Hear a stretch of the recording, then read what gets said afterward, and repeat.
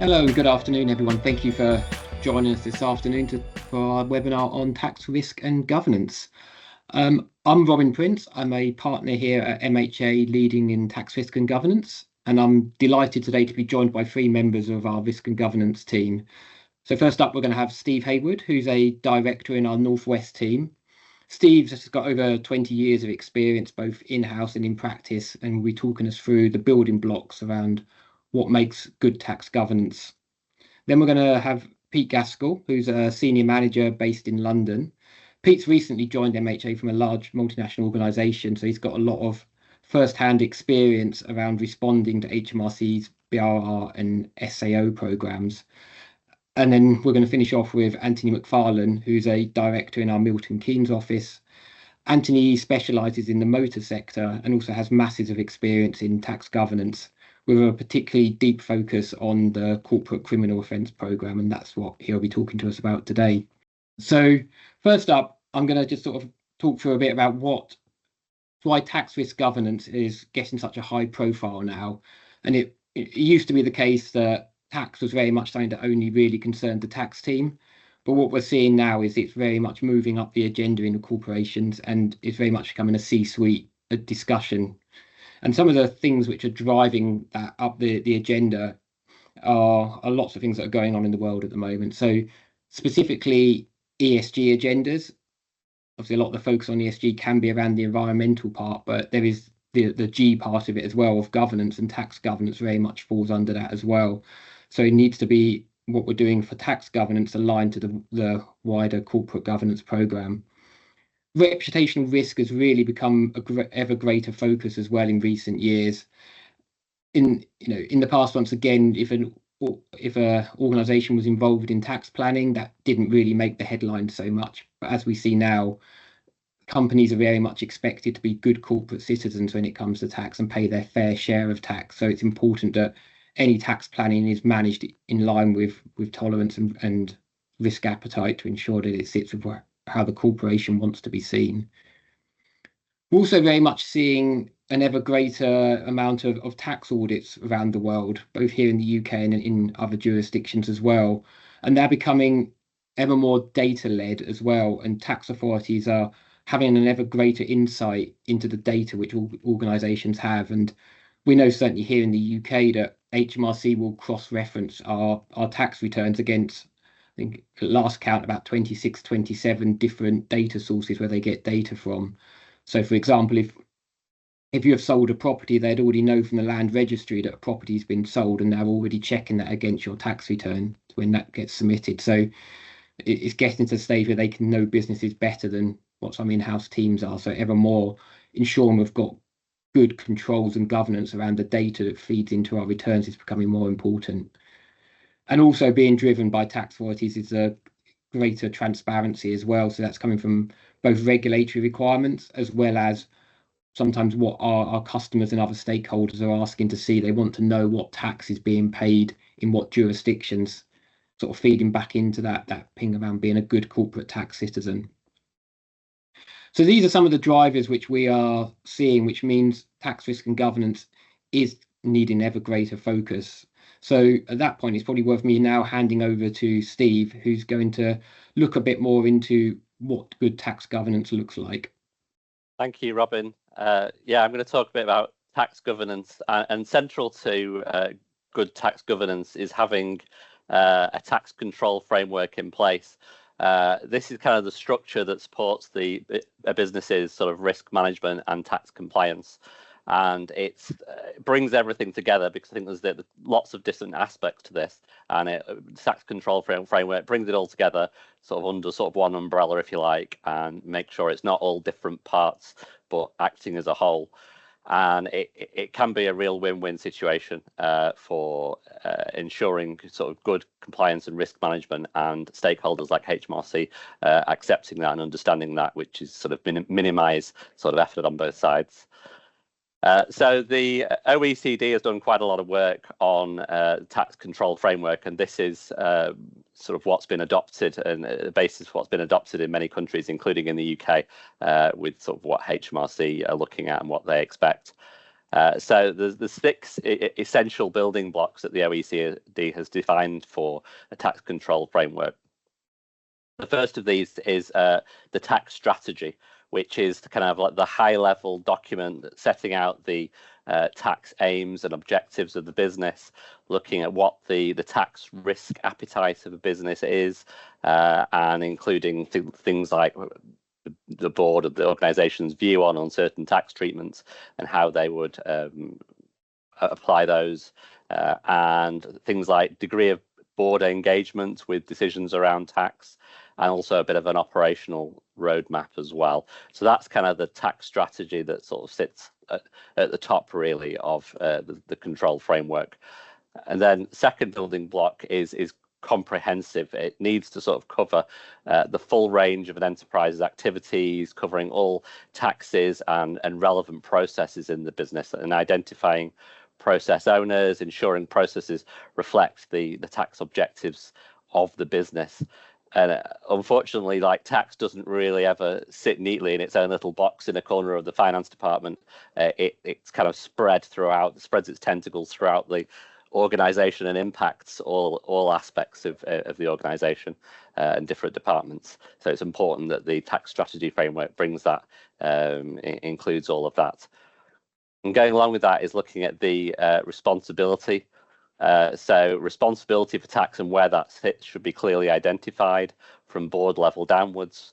Who is responsible for what processes, functions, etc. Usually it's the tax team, if you've got one, or the finance team. But sometimes tax responsibilities can be sort of outside the tax or the finance team. Example, HR could have responsibility for certain employment-related taxes, global mobility, that kind of thing. Could have procurement, looking after other aspects as well. And I think partly sitting alongside responsibility is making sure that sort of where those responsibilities sit is properly resourced at the right levels. And I think this is something I know that HMRC are very keen on, often asking who does what and who's responsible for what. And I think if you're outsourcing tax compliance work as well, or obtaining tax advice, there's still got to be people within the organisation who are responsible, who signs things off. So that's sort of part of what you would include there as well. And then the next sort of pillar, the next building block is governance, sort of making sure that you've got the sort of systems and of rules and reporting in place to sort of identify and report on non-compliance and make sure it's documented, and that's properly resourced as well, and looking at kind of making sure that the board's approach to risk aligns with the policies and the implementation of those policies. Then we look at like testing, making sure that the tax control framework isn't just a static document. It's no good just having a great framework and great policies if it just stays where it is and never changes. There needs to be ongoing monitoring and maintenance of that framework and testing to sort of detect and correct errors and make sure sort of changes are made to the framework if necessary, so that those errors don't repeat in a kind of iterative process. And it's also important if you've got fundamental changes to your business, whether that's a restructuring, a change of strategy, or maybe changes to the regulatory environment, that you sort of review your tax control framework to make sure it's still fit for purpose, and any changes that need to be made because of those changes in the business are made. And then the final sort of building block is assurance, and this is kind of the end goal, I suppose, that the framework gives assurance to stakeholders that the business is well run from a tax perspective, with good approach to tax strategy and good governance and properly implemented.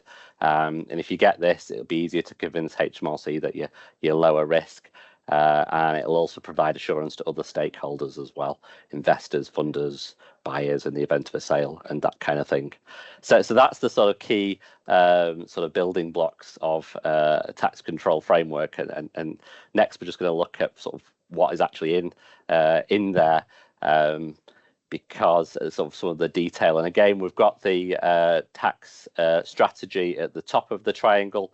I'd often say that the tax strategy is a kind of a key building block of the whole the whole tax control framework infrastructure, but it is at the top that would require me turning the triangle upside down. So I like to think of it more as the tax strategy as the high level document, and then from that is cascading down everything else that needs to happen, all the policies and procedures that we've got. So the tax strategy sits at the top and looks at the sort of the key risks and so on, the tolerance risk, and aligning with those business goals. And then the kind of second layer is your tax policy, looking at specific guidelines on how the tax will be managed, what the tax risk appetite is in the different areas, and also the kind of oversight model as well. And so that's kind of the sort of middle layer, and then we've got the sort of the bottom of the triangle, which is kind of your tax operating model. And we've got a few acronyms here, sorry, but we've got things like the key risk indicators, looking at what your individual risks are, and I think tax compliance and reporting are obviously going to be risks there, but there's going to be a lot of operational risks that sort of throughout the business. So as we said, tax doesn't stay in its place. It's sort of all over throughout the business. And then sort of looking at the sort of responsibilities, who's for different areas of tax and different business functions, who's responsible for that, who's accountable for that, and who might be consulted or who's being kept informed about these things. So that's that bit, and looking at what controls are in place, and the testing, which we briefly mentioned before. And then at the bottom we've got CCO, or corporate criminal offences, and this is kind of extending out that, looking at those tax risks to sort of facilitation of tax risks of other parties, which is a sort of really sort of important part of your tax governance. And my colleague Anthony is going to talk about a bit about that later. So moving on from that, what are the benefits of effective tax governance?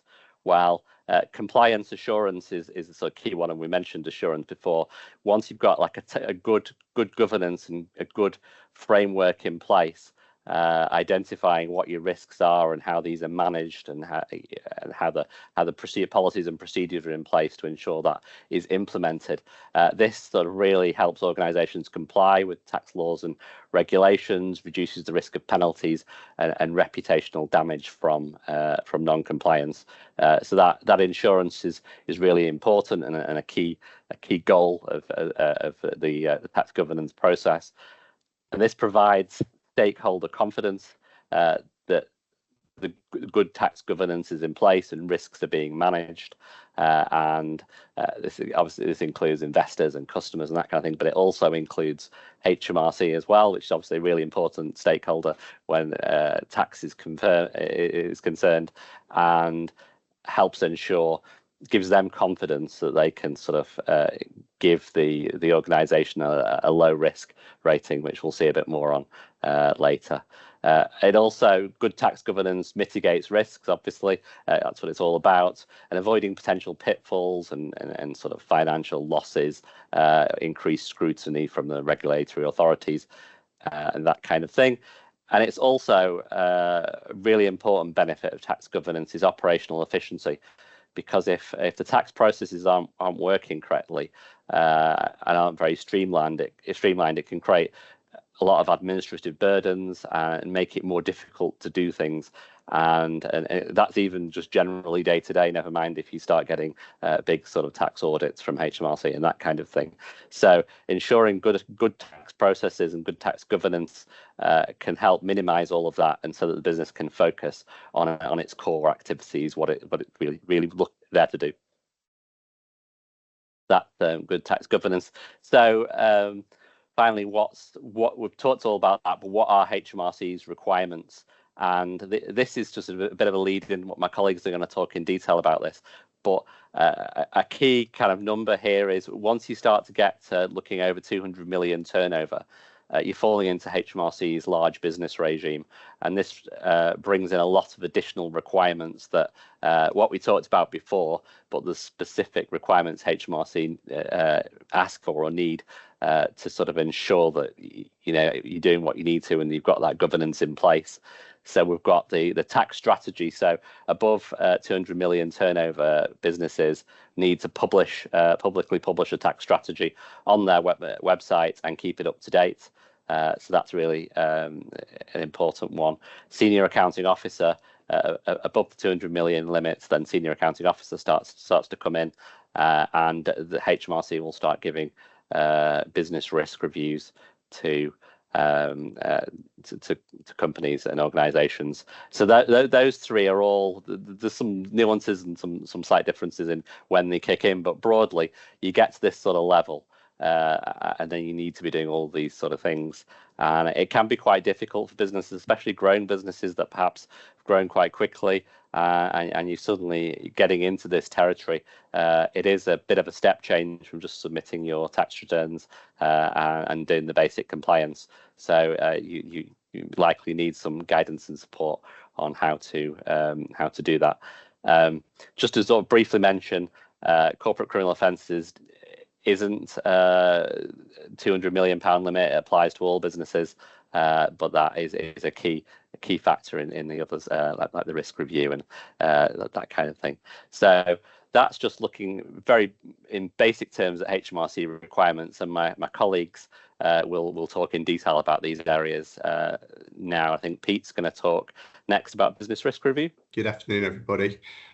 So business risk review is the process that HMRC use to evaluate and discuss with businesses where they're going to place them on their risk compliance spectrum.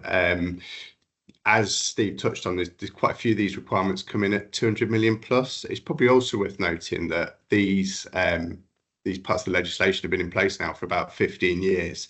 And with inflation having been what it's been over the last couple of years, a lot more businesses are being dragged into that 200 million bracket than was previously the case. So we are seeing this being expanded out to a bigger pool of businesses than has historically been the case.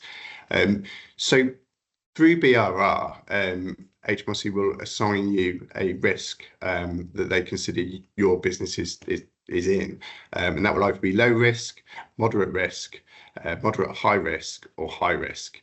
There aren't specific criteria to what that means exactly, and each company is dealt with differently by HMRC. However, it's fair to say that the higher risk rating that you get, the more scrutiny that your business will be getting from them in terms of tax audits, tax inquiries, etc. I will flag as well that changed about 5 years ago. Previously, they'd only allocated you low risk or not low risk, which wasn't that useful because not low risk can mean a plethora of things, from having perhaps just submitted a couple of returns late to undertaking aggressive avoidance, having really complicated cross-border transactions, etc. So at least having that 4-category system has made things a bit clearer in that respect. If you are deemed to be low risk, then you will only have a business risk review cycle meeting with the revenue every 3 years. If you're not low risk, then they will look to do that at least annually. In terms of how they decide which risk rating to apply to your business, they kind of look at 2 key areas. So there's the inherent landscape of the business, so that's your size, whether you're changing, etc. I'll get onto that more in the next slide. But they also look at your behaviours. So there's those 2 areas, the inherent side and the behaviours. It applies across several taxes: corporation tax, employment duties, VAT, and it's worth noting as well for banks that there are some additional considerations. So excise tax, annual compliance with the Code of Practice on Taxation for banks. So moving on, these, as I mentioned, there are 2 key areas that they look at in determining your risk rating. So firstly, it's the behavioural factors. So it's your systems that control your tax compliance, the governance that you apply, and your approach to compliance. And then as well as that, there's the inherent factors. So this is the business landscape that you operate in. So the size of your business, the complexity, and any change. Obviously, the larger your group, more inherent risk is likely to be there. the more complexity there is with your tax arrangements, again, there's going to be more risk. If you're a large global business undertaking lots of cross-border transactions, that's going to bring you new tax risks. If you've got other areas, a significant amount of leased assets, for instance, that adds tax complexity, that's also going to increase your risk. And change, buying, selling subsidiaries, just the way you change in your business, different markets, etc., also increases that risk. Those business landscape ones you can't really control yourselves, whereas the behavioural factors you can. Once the revenue have allocated you that risk rating, they will also agree a work plan with you going forwards. And you can see on the right hand side there, that's their template of what the risk rating looks like and how they allocate you. For those behavioural factors, they're in that table at the top. So for each of those, they'll allocate you a risk rating, and then they'll complete that table going down. And if we move on, we can have a look at these specific risks, which that are the behavioural risks. So this is internal governance indicators. The three of these, as I'll go through them, you'll be glad to know I'm not going to read them all out, but you'll see that there are some common themes coming up in them. So this one's looking at governance. So in order to be low risk, you need to be meeting those 8 criteria on the left. And then if you look on the right, be the moderate risk through to high risk, it will depend on the amount of those criteria on the left that you're failing to meet. And there's also some footnotes as well on the bottom right that note if one of these failures is significant, then that can have more weighting than it would just based on the guidance above. But just looking at some of those key areas, first one is that the board and management take tax compliance and risk planning seriously, that they're aware of what's going on with all your tax sensitive transactions, that you're keeping the revenue up to speed in real time with what you're with transactions that you're going through. Number 6 is talking about uncertainties and irregularities that you've identified, that you're prompt in communication with them, communicating that to HMRC. So there's these key themes. One other important point to note on this one is in 4 and 5 that you're fulfilling your filing compliance obligations with regards to various areas that we've already touched on and we'll be talking about later. So senior accounting officer, uncertain tax treatment legislations, country by country reporting, transfer pricing, tax strategy, and corporate criminal offence legislation in 5. And it's noting that actually if you're not doing all of those things, then obviously you're going to fail one of those complexity indicators, which means you cannot be low risk for internal governance, which is going to mean that you're not low risk overall.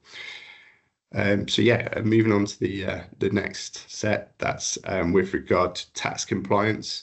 Again, similar approach to HMRC's approach to allocating your risk rating, looking at your transparent relationship with them. They want you to have open and honest, frequent conversations, keep them up to speed in real time where you are undertaking unusual or tax sensitive transactions. Not involved in tax planning, number 5, is a key one to know, unless you're undertaking genuine commercial activities, or undertaking in 6 transactions in a way which gives a tax result which is contrary to the intention of the legislation. So I think they're focused on undertaking more aggressive avoidance that's not commercially driven or just looking to avoid tax. And again, as noted, if there's a serious failure, then that can have more weighting than just the kind of 1 failure meaning moderate, 2 or more meaning moderate, high, etc. So some of these indicators, if there is a specific concern, it's important to address them as soon as possible. And yeah, moving on to the third and final one of these complexity indicators. This is around systems and delivery. again, similar themes, transparent relationship with HMRC, documenting things, and yeah, not yeah. So yeah, all very similar themes. So yeah, just moving on onto the next slide would be great. Thanks. And that's moving on to the senior accounting officer regime. So again, this applies to UK businesses with an aggregate turnover exceeding 200 million in the previous financial year. It can also be if you've got a balance sheet total which exceeds 2 billion. We don't see that as frequently to have businesses that are kind of that asset rich without having that turnover. Is more common to exceed the turnover threshold, but it is an important thing to bear in mind if that might apply to your business. It's in the previous financial year, so this gives you a kind of year's grace period to get your house in order when you are entering the SAO regime. So I'll kind of come on to an indicative time frame in a bit. What you will need to do when you are within the regime is the business will need to appoint an SAO, which is usually a director or officer of the company who's got overall responsibility for the financial accounting arrangements. If you are a group where you have kind of several subgroups or businesses, and you are able to allocate more than one SAO to different pools of companies within the overall business. But what does SAO actually mean? The main duty of the senior accounting officer is to take reasonable steps to ensure that the company establishes and maintains appropriate tax accounting arrangements. Maintains an important word there because it shows this is an ongoing obligation. It's not a one-off thing when you initially breach that threshold. The senior accounting officer is also expected to have an oversight role monitoring the accounting arrangements and to identify those arrangements which have failed to meet the standards required by HMRC. And then there are annual filing notification and certification requirements as part of this legislation. So that falls into two areas. The companies themselves must send a notification to HMRC every year, notifying HMRC the identity of the individual or individuals who are acting as senior accounting officer. And then the individual themselves must send HMRC a certificate to HMRC for all their qualifying companies, noting whether or not appropriate accounting arrangements were in place during the period. The deadline for doing this is the same as when your accounts are filed. So an important point to note around the admin of this is if your group structure has some complexities where you may have different filing, different accounting period dates, or if you've got PLCs either at the top of the group or elsewhere that have got to file earlier, then that will those filing dates will be mirrored for your SAO obligations. So you might need to file some of your notifications and certificates earlier than others potentially. Thank you. So moving on to the next slide. Just on the left is taxes covered by the SAO regime. So it is most of them: corporation tax, VAT, PAYE, etc. At the bottom you see isn't all taxes. The most notable one that's not included is national insurance. However, for all the reasons that Steve and Robin have gone through earlier about having good tax governance in place, kind of recommend that you look to use the robust approach you have for those taxes that are within SAO, that you apply those to these other taxes as well. And it just gives you that assurance that you're doing things in an appropriate manner. Penalties. So there are two penalties in the SAO regime. The first one is that a penalty of £5,000 can be levied to a company for failing to notice the revenue of the senior accounting officer. As I noted, this is a yearly requirement. And then the next point is possibly going to be everyone's takeaway fact from today's call, is that the individual themselves who's acting as the senior accounting officer can be levied an individual £5,000 penalty, either for failing to comply with the main duty of the SAO regime or failing to provide a completed certificate. It's important to note that these penalties apply on a certificate by certificate basis, not company by company basis. I did have one former colleague who'd worked for a group with several hundred companies, got a very panicked call from the second in charge in finance one weekend because he suddenly thought that there was a potential six-figure penalty facing his boss. That wouldn't be the case. However, these are obviously serious penalties that need to be taken into consideration, and pretty unusual for tax that they will be levied on. One of them will be levelled on the individual themselves. So yes, that's it on penalties. So in terms of the certificate format that needs to be sent to the revenue every year, those are their suggested formats. If you've got a qualified certificate, that's where you believe that there has been a failure or where you don't have appropriate accounting arrangements in place. An unqualified certificate is where you think that you have or you're happy to have. And they're both similar formats, makes reference to the specific part of the legislation, then naming the individual. I, as senior accounting officer, hereby certify that throughout the year ended 31st of December 2023, for instance, that you did or did not have accounting arrangements in place. If you don't, and it's a qualified certificate, you then outline underneath the various areas where accounting appropriate arrangements weren't in place. Also, for both of those, the names of the relevant entities and their unique tax reference numbers should be included. And it's important to note as well that the notification of the identity of the SAO and the actual certification outlining whether it's qualified or not should be separate documents that are sent to HMRC.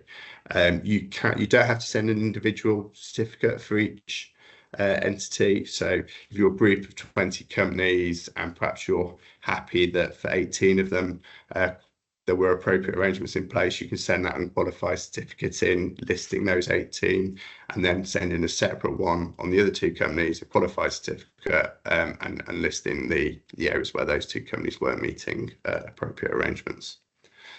So yes, that's the format of the certification. HMRC do have this helpful one pager on what they believe good looks like, good compliance for a senior accounting officer. Again, I'm not going to go through that in full, but you can see some key points there. Again, the board and the senior decision makers are taking tax into account, and there's the tax impact on all their important business decisions. That you've got proper communication throughout the business on tax governance procedures, so everyone needs to understand what they're doing.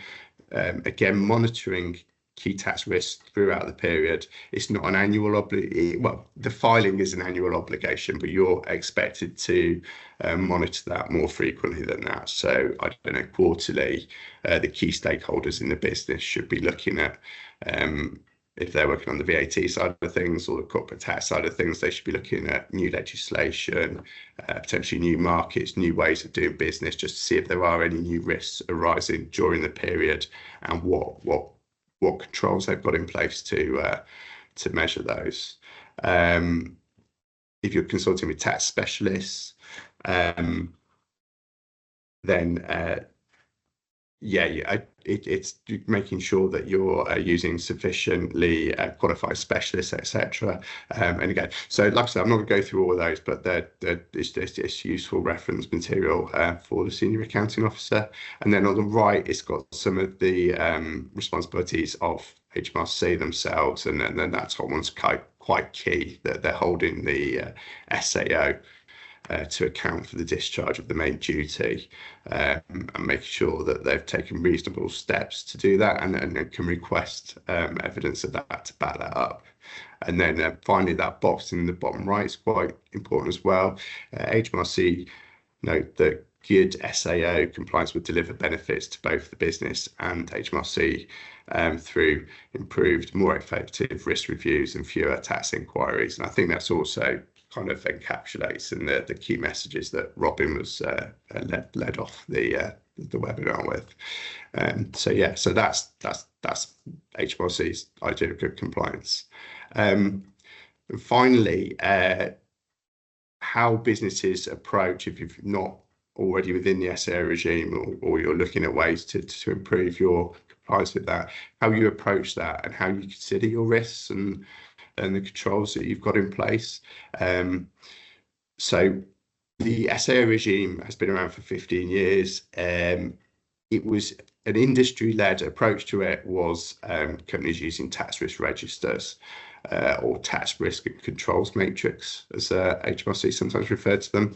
And what that means is that you have a spreadsheet where you're documenting all the potential tax risks that may occur to your business, what the inherent risk is, what controls you've got already to mitigate that risk, so therefore where you are at the moment in terms of that risk being controlled, and whether you think there are further controls that you can put in place to reduce those risks lower. And a lot of businesses use either a scoring system or a traffic light system to kind of monitor and prioritize those tax risks as they're moving through the years, just to see how they're being controlled. So like I said, that wasn't initially prescribed by HMRC when SAO first arose, but businesses used that system, and actually HMRC realised that that is the best way to approach it. And when the kind of revised business risk review guidance that we've just been through came out about 5 years ago, they've noted that 1.5 on the right, within systems and delivery indicators, that the customer maintains a tax risk and controls matrix and shares this on request with HMRC. For those that haven't seen that, HMRC like to refer to taxpayers as customers. Just kind of suggests that you have any kind of choice as to where you're paying your tax, which is obviously not the case, but yeah, that just means taxpayer. They've noted as well, further guidance, what this means in practice is that customers identifies areas where potential areas may occur and document these along with detailed steps that they've put in place to mitigate those risks, as I just went through. They're not expecting you to prepare a register of uncertain tax positions, which are currently disputed or open with them. So yeah, so that is the approach that the kind of best practice approach is expected to controlling SAO risks. At that point, I will hand over to Anthony, who's going to talk to you about corporate criminal offence. Thank you. Cheers. Thank you, Pete. Yep, so my name's Anthony. I'm going to talk you through CCO, as Pete has just mentioned. I'm going to go through the background, the offence itself, give you a few examples, and then just finish on what you need to do and how we can help. So the background, as you probably know, tax evasion and facilitation of tax evasion are already criminal offences, but it's always been difficult to pin that on a business. So the government introduced this legislation back in 2017 that basically put the onus back onto the business to help HMRC monitor this. So it essentially means that the corporate or the partnership is subject to criminal prosecution without the need for a prosecution of any individual that actually commits the offence. It applies to everyone, so all businesses, all companies and all partners, regardless of size. So that 200 million threshold that's mentioned earlier, it doesn't come into play with CCO, it's all businesses. The next slide. So the offence, a business will be guilty if what we call an associated person commits a UK tax evasion facilitation offence. So an associated person is primarily an employee, but the definition is extended to include anyone acting on behalf of the business. And with that, we need to look at the context, the contractual proximity, control and benefits. So in practice, it brings in people like subcontractors and agents that act on behalf of the business. A tax evasion facilitation offence consists of 3 stages. So there's a criminal tax evasion by a taxpayer under existing law. This offence is facilitated by someone associated with a business, as I just mentioned, and the associated person must do something deliberately and dishonestly. Then stage 3, which is the stage we'll come on to at the end of my slides, it's the corporation failed to prevent its representative, the associated person, from committing that criminal act at stage 2. And the way we protect against it is we put in reasonable prevention procedures, train the staff, and if it's unreasonable to have such procedures in place, then we document why, and we've got it all documented ready for HMRC. So just to flag there as well, there doesn't need to be a conviction under stage 1, so there doesn't need to be the person that's done the tax evasion, they don't need to be criminally prosecuted. This legislation can still apply. So some examples just to bring this to life and show you what we mean. So the first one there, employees changing or adjusting invoices to facilitate a reduction in tax or VAT for the customer. So they invoice a different company within the same group, the change in invoice value, etc. Obviously, this action is probably going to be deliberate and will facilitate VAT evasion. Similarly, if someone comes in and just says, "Can we do a cash transaction, to save the VAT?" That's quite obvious and deliberate, and it will may facilitate VAT evasion. Internally, you've got a payroll team. They're looking to conspire with an employee. So they're seen as self-employed rather than employed, again, to save some tax, NIC, etc. This action will obviously be done deliberately because it's by a competent employee within the business that knows how the payroll works and knows why they need to be doing that function. So this action may facilitate employment tax or personal tax evasion. Another example is a business providing prestige goods. So if someone comes in and says, "Right, I'm going to buy a fleet of vehicles, a fleet of double cab pickups, for example, from a business. I'll put that all through the business, but what I want to do is I want all the the economies of scale to go through me. I want to get a really good price on this vehicle over here." That sort of action, again, may facilitate employment tax or personal tax evasion because what they're effectively doing is moving the money from the business to their own pocket via your business. And the final example we have there is a business selling and registering the ownership of expensive goods to a child with a parent being invoiced. This is a typical action where the substance of the transaction does not agree with the legal documentation. So you're potentially facilitating inheritance tax there. So let's just flip back to the scope of these rules. They obviously cover any offences carried out in the UK. There's also an overseas element. That overseas element has the same principles. So is there a stage 1? Is there an equivalent offence in the overseas jurisdiction? Is there a stage 2? Is there an equivalent offence for facilitating that tax evasion overseas? So if you've got those first 2 stages that we talked about at the start of the presentation, there's an offence overseas and the overseas jurisdiction cannot take action against a UK business, then the UK CCO rules will kick in and essentially mean that the UK can prosecute the business. Move on to the next slide. So what does it matter? There's obviously huge commercial and financial implications, or potentially huge commercial and financial implications. We're seeing this more and more when we do due diligences, when businesses are looking to buy or sell. It's being picked up more and more by audit teams. There's a lot of hassle with dealing with an inquiry from HMRC. And we'll put some data on the screen there, which kind of shows how many inquiries are undergoing. So there's 11 at the moment, with a further 24 being looked at by HMRC. They've looked at an additional 94 opportunities and they've rejected those. And it's important to note that HMRC have not pushed through with any convictions under these rules, despite them being in place for nearly 7 years. I think that's important context. We'll come on to our offering later as to how you should protect your business. As we see there, why it matters, HMRC have also completed a number of office dawn raids. What they're doing there is they're testing whether or not their principles that I'm going to talk about in a moment have been put in place, or whether a business has kind of just put lip service to this. to the CCO rules, and they've just done a document and filed it and forgot about it. So moving on then to HMRC's 6 guiding principles. This is what HMRC suggests should be put in place. There's 6 key principles here. The first 2 in particular need to be done quickly if they haven't been done already. It's kind of a risk assessment and then assessing whether or not the rules that you've come up with and the assessment you've done and the procedures that result are proportionate to the risks involved. And then the rest of the guiding principles there are a bit more evolutionary. So you've got to get top level commitment from the board.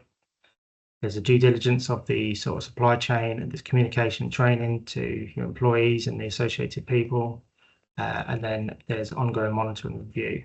So if I just move on to an example of how we assess the risk. So what we do recommend is the failure mode effective analysis system. This is because it provides a clear evidence that the business has tried to understand the risks that are within their organisation, and then we can clearly demonstrate what impact any mitigating procedures have had. So if I just do an example there, if we go for example, a risk that has the highest severity, it's going to cause a big reputational damage or financial damage. But let's say the occurrence is relatively low, so it doesn't happen very often, and the likelihood of it being detected is medium. So you've got your 10 times your 5 times your 5 gives you 250. And what we generally say is any score over 100 should have further mitigating procedures in place. So in that example there, where you've got 10 in the first, 5 in the next, 5 in the final column, the action would be to increase the ability to detect the failure before anything happens, because then you can reduce that risk down to hopefully below 100.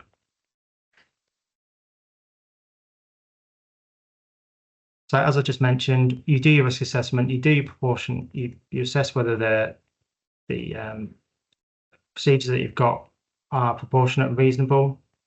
And then, as I said before, you go for your top level commitment, your due diligence, you communicate, you train and you train your staff so that they're all aware, and then you carry on with that. You don't just file it and forget about it. You do the annual ongoing monitoring and review.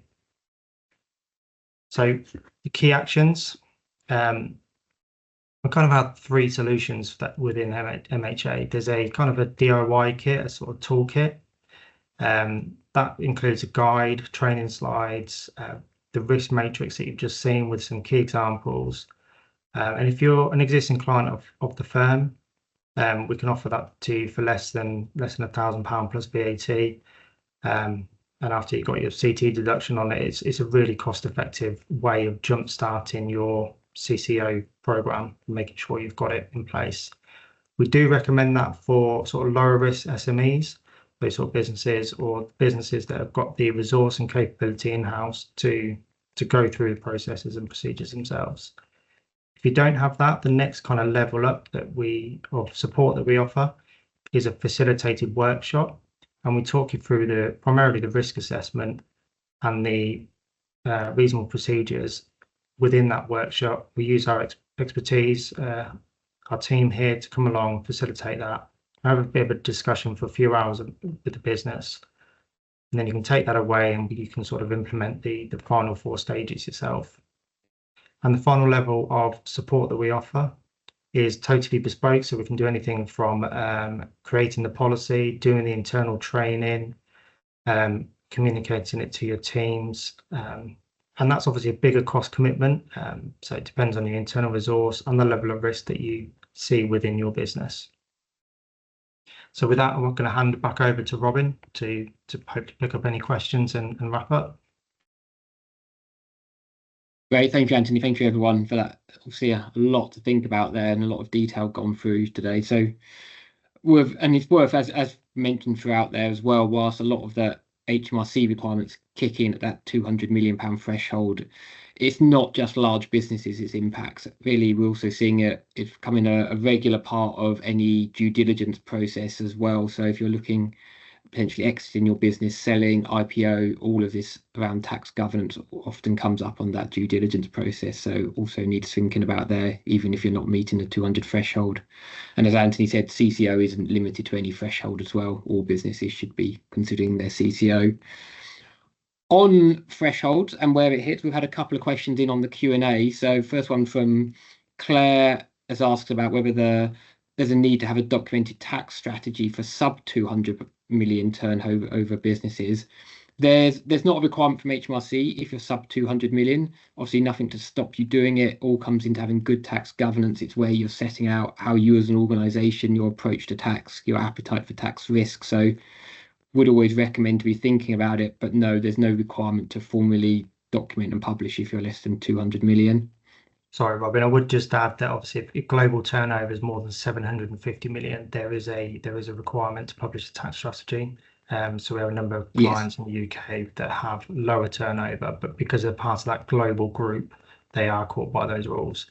And those rules apply to tax strategy only, not SAO, confusingly. Yeah, you're quite right there, Anthony. And I guess that slightly links into our next question a little bit as well from Simon, when we're looking at more a group turnover and how that applies on some of these things when looking at that 200 million.